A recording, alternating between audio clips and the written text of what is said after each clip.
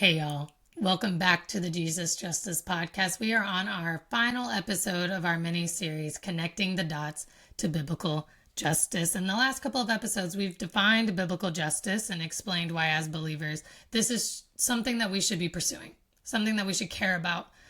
Not because it's trendy, because it's what God commanded of us. And now, today, we're going to be really looking at the difference between biblical justice and worldly justice. But to start, I kind of want to tell you a little bit about me. I became a believer my senior year of college, and I would confidently say that I knew of Jesus growing up. I knew of him. I grew up in the Midwest. I grew up in the Bible Belt, and it was like one of those towns where like you were real strategic about who you stayed the night with because you were going to their youth program in the morning if you stayed the night with them on a Saturday. So there were some people that I was just like, sorry, I can't, because like their youth group was boring and I didn't want to go. This was pre-Jesus, so it's fine. But yeah, I didn't really know Jesus, but I knew of Jesus probably until my senior year of college. But growing up, I was a kid that was like really worried about right and wrong, and I wouldn't do something because it didn't feel right, you know. And I was lame to all my friends because I wouldn't go to parties in high school. That changed in college, but besides the point, I wouldn't go in high school, and I wouldn't lie to my parents, and I cared about being fair. And it wasn't because I was like some like, oh, I'm worried about the consequences of my actions. That was never the driving force as to why I was worried about doing things right or not doing the wrong thing. And I wasn't really scared to get in trouble. It wasn't because I was nervous or anything. I just like, it made me feel gross, to be honest, as a kid, just knowing that if I was lying or I was doing the wrong thing, it just made me feel bad.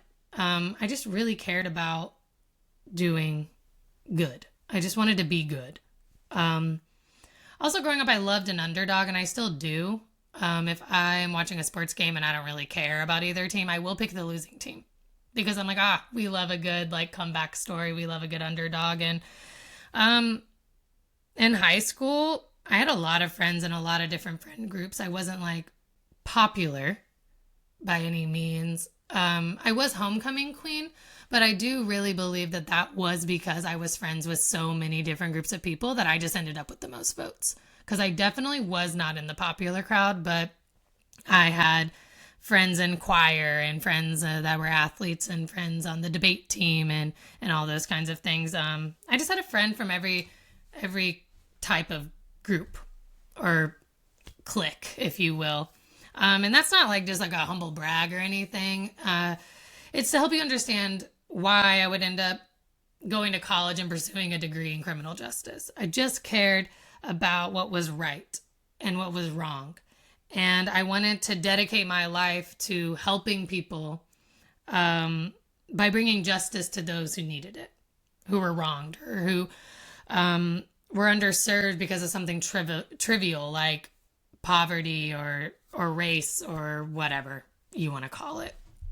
And then I think just, yeah, that's why I went to school for criminal justice, because I just cared about the right thing or the wrong thing, and I wanted to help people. I really cared about people.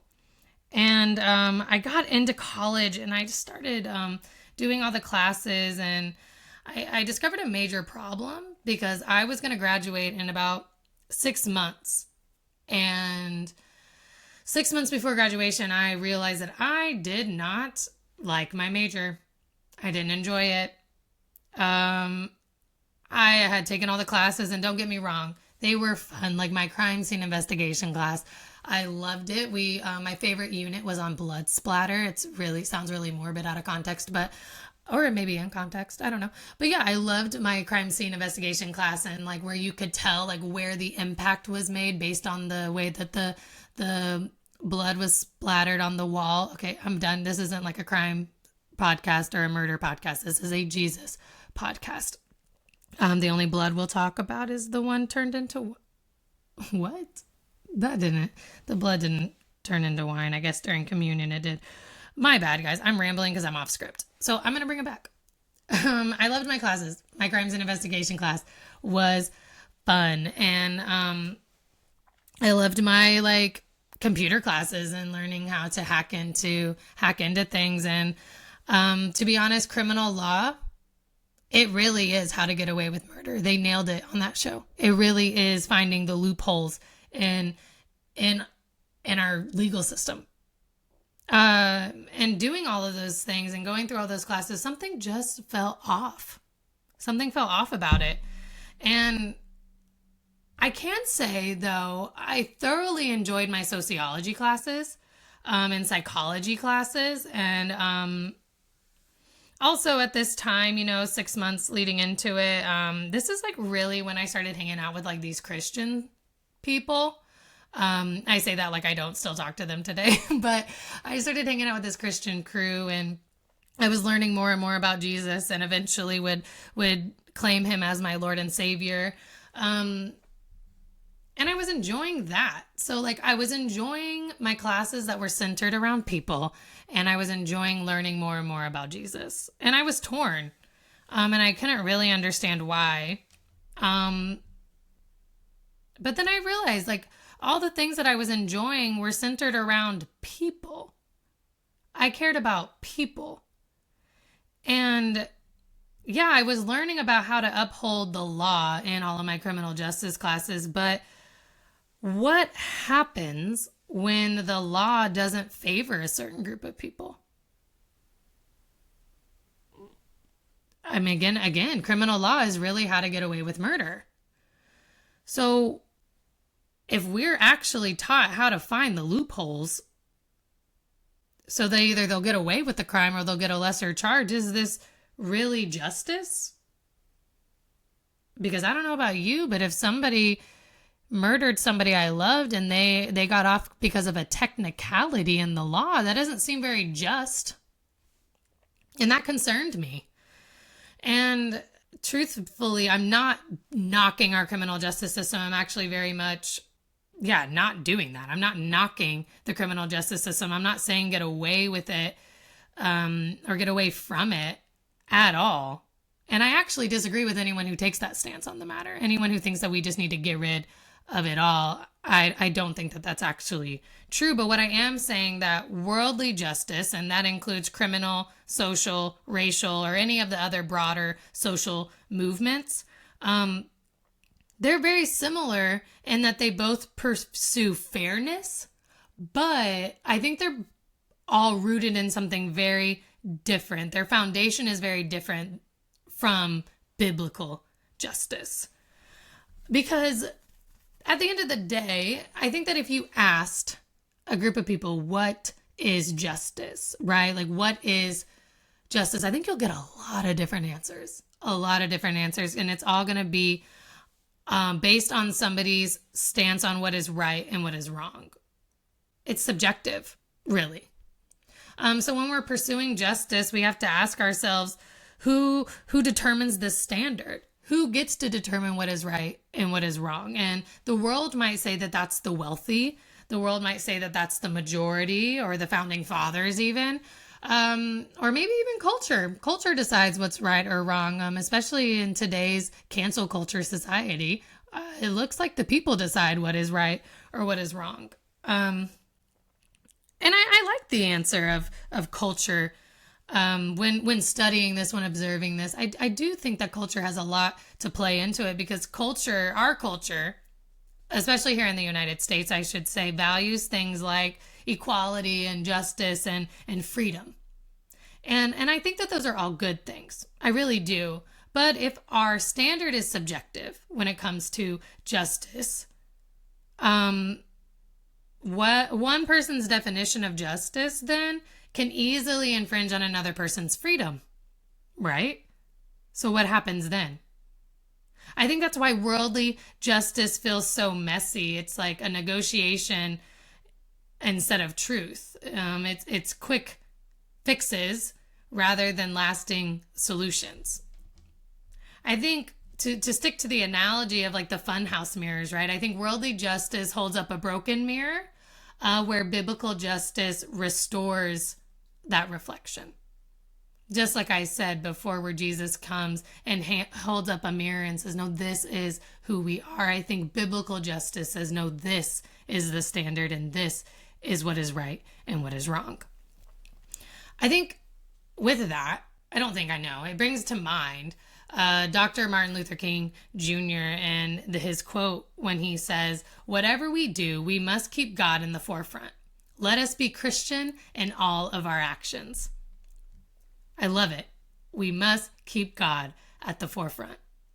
So when pursuing justice, I truly believe, especially as Christians, we need to view it through a biblical lens. If Martin Luther King Jr. is not your cup of tea, let me show you in the scriptures. In 1 Corinthians 10:31, it says, so whether you eat or drink or whatever you do, do it all for the glory of God. Same. So whether you want to take it from Martin Luther King Jr. or you want to take it from the Bible, they're saying the same things. We are Christians, therefore we need to act like Christians. We need to do everything for the glory of God. And so when we're trying to understand the difference between biblical justice and worldly justice, I think we're actually like in a good spot because 90% of it aligns. We all want to right wrongs, right? A lot of it is the same. So we're not like going crazy with it. That's why I also said like there's no need to get rid of the entire system. It's not all wrong. I would say it's the last 10%. The last 10% is really what drives the difference between those two things. Those two different types of justice, which is the punishment aspect of it. That's where worldly justice and biblical justice are very different. Because like I said, they're the same, right? So they both identify a victim. They both have a perpetrator. And for there to be justice, there needs to be a righting of wrongs, right? That's true in both accounts. But what happens at the end is really the big difference. And the end results there, to sum it up in 2 words, the difference between worldly justice and biblical justice is, like I said, punishment or revenge versus redemption. Worldly justice is all about revenge. Biblical justice is all about redemption. It's make them pay or make them better. And what's so beautiful about biblical justice is that it desires justice not only for the victim, but also redemption for the perpetrator. Because when you are to redeem someone, you have to look at the circumstances that led to that very action. What caused them to be this cause of injustice? Was it previous abuse? Was it the effects of poverty? What injustice did they experience? And how do we work to address those wrongs as well? And now you might be thinking, like, what is this girl with a half-shaved head talking about? Where is she getting all of this from? Why do I need to care about somebody who is most obviously guilty? They did what they did, therefore they should have to pay. And to that, I would say I got it from God. I got it from God the Father. That is definitely where I got it, because he sent his son, Jesus, to save all people. Not just those that are inferior, not just those who are victims, all of us. And we all fall short. And we are all guilty of sin. God didn't create this hierarchy of sin. We did that. And all sins are worthy of death. And rather than punish us, God sent us a Savior. He sent his Son in to redeem us. And that's why, again, Jesus has to be at the center of it all, because the cross is the ultimate form of justice. Biblical justice doesn't solely focus on the punishment of the perpetrator, because Jesus already paid the ultimate price, the ultimate punishment, by dying on the cross. And when you view justice through this lens, the focus becomes putting the world right again by fighting against all the injustices in the world, including those done to the perpetrator as well as those done to the victim. Again, when you view justice through this lens, that Jesus paid the ultimate punishment for all wrongs, the focus becomes putting the world right again by fighting against all the injustices in the world, including those done to the perpetrator as well as those done to the victim. Again, biblical justice is just simply imitating Jesus. That's what we're all about. That's what we are here to do. Jesus gave us an example. Look at John 13, and in some of these translations, this is the account. Let me give context here for those who don't have their Bibles. This is the account of Jesus washing feet.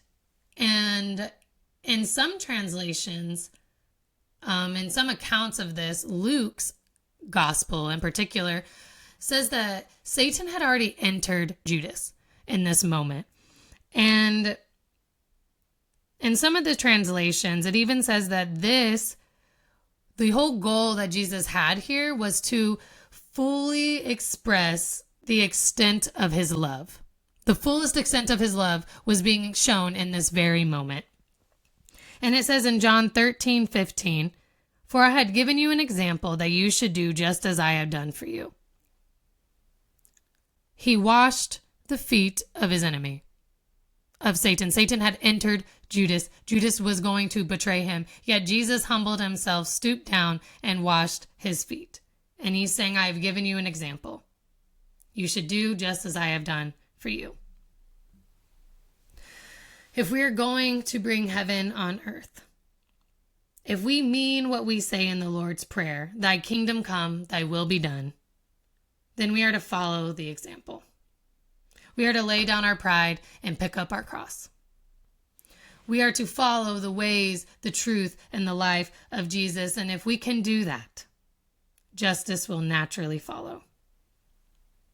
It'll naturally flow from us because there is no greater love and there is no deeper justice than Jesus on the cross.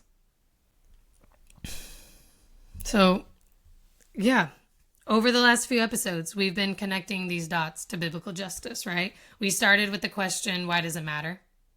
And the answer is clear, because God commands it. Then we asked, why Jesus?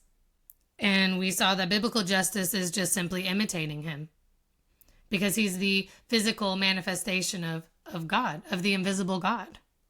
And then today we asked, well, what is really the difference between worldly justice and biblical justice? And it all came down to the end results.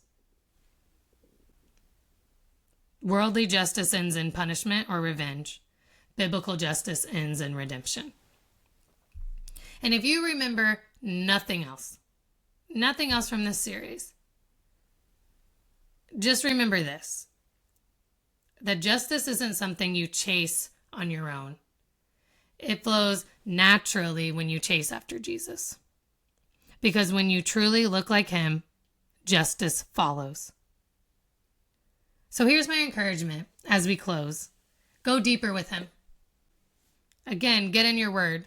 Look closely at how Jesus lived. And then follow his example in your everyday life. Let his ways shape your ways. And as you do that, you'll find that justice is not a side project.